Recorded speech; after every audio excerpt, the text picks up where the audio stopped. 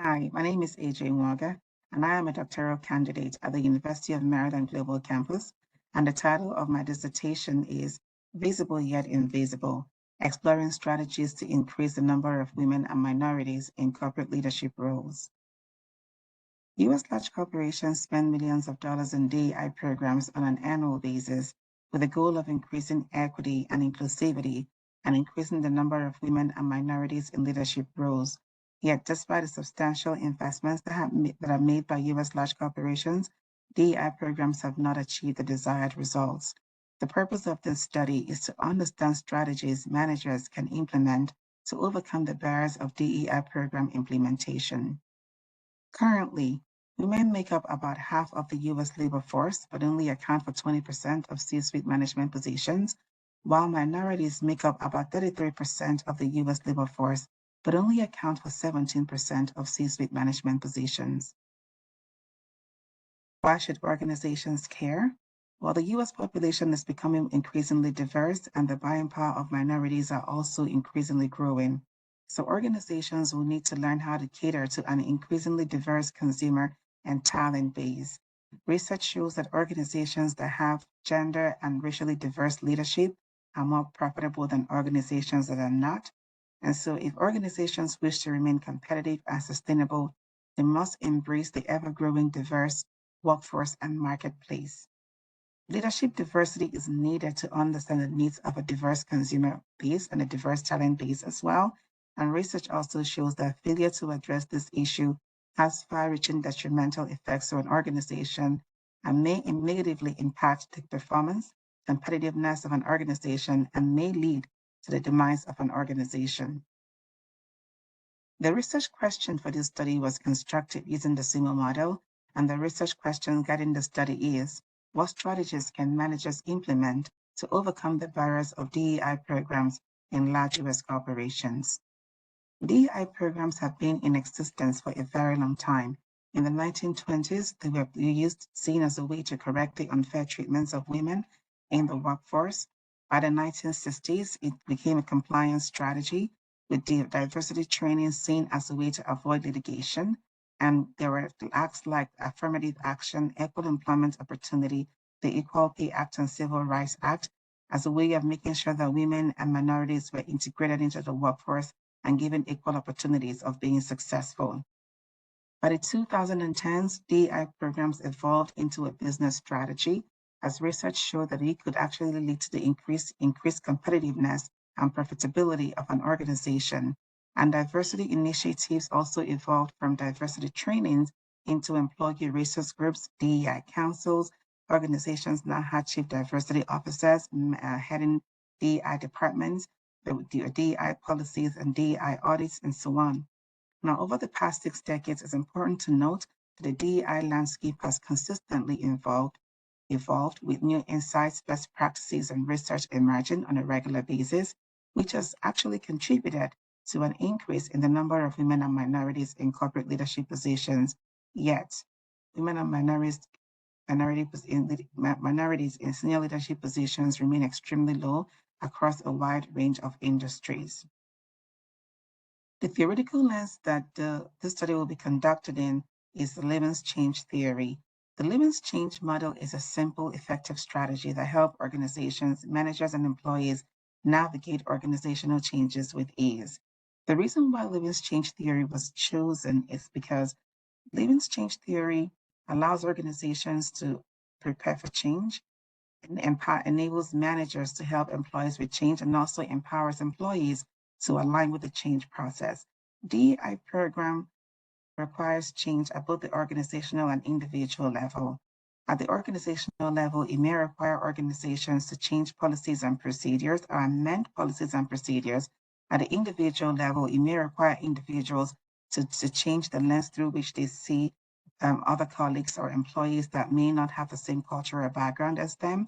And because the Lewis change theory addresses change at both the organizational and individual level, it was appropriate for use in this research study. The conceptual framework of Lewin's change theory incorporates the 3 phases of change. According to Lewin, the first stage is when the organization prepares to change. for change, addresses what needs to be changed, creates awareness about the oncoming change, and overcomes resistance employees may have regarding the change process.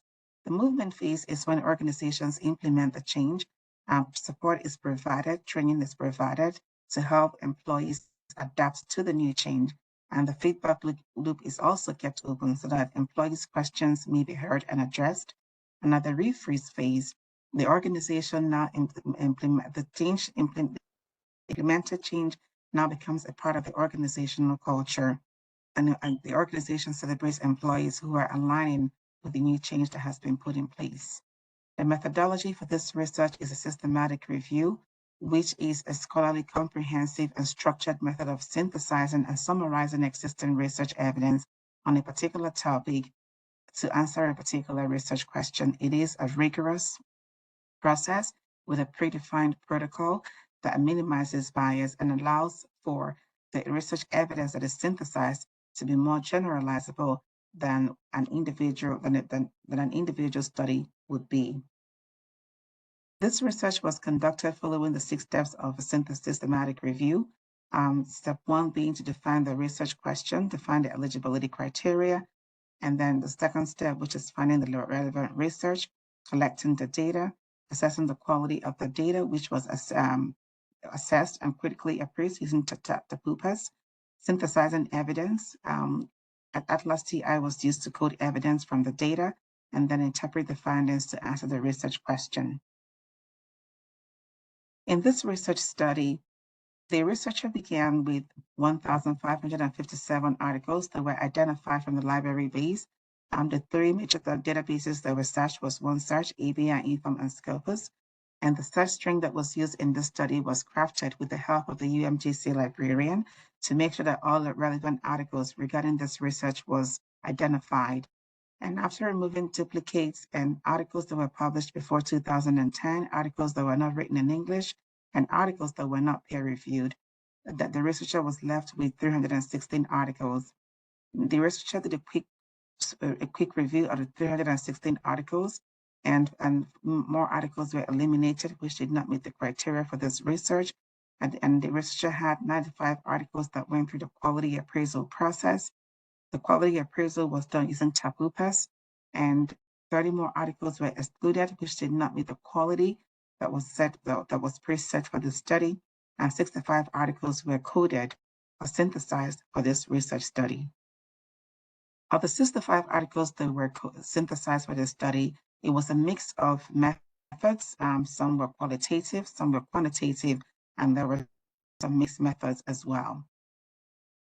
After coding the articles, the 65 articles using the Atlas TI, 4 themes emerged.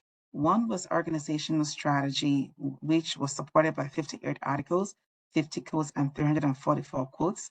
The team approach, which was supported by 54 articles. The manager self-development, which was supported by 61 articles, and minority employees experience, which was supported by 63 articles.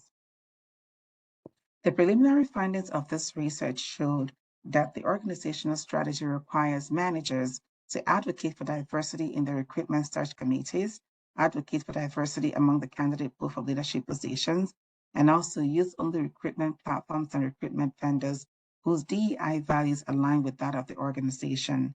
With regards to team approach, managers have a huge influence over the employees they manage, their subordinates, and managers may model inclusive behavior to foster a culture of inclusion while holding team accountable for inclusive behaviors, which then creates a work environment that sustains inclusivity. Manager self-development focuses on the work that managers have to do as self-agency to develop and enhance their diversity skill sets so that they can be in the position to create a more inclusive work environment. And also the preliminary findings also uncovered that managers also have a huge influence over the experience of minority employees, and that they could leverage inclusive leadership behaviors to attract, retain, and engage women and minorities while creating equal opportunities and equitable outcome for all employees. This work is still in progress at this time. So what is the next step for the researcher? The researcher is working on analyzing the findings, and after that, we'll perform a circle. We'll modify the conceptual framework as needed. There will be a discussion on the findings, implications, recommendations, limitations would also be discussed, and areas of future research will be discussed as well. Thank you for listening.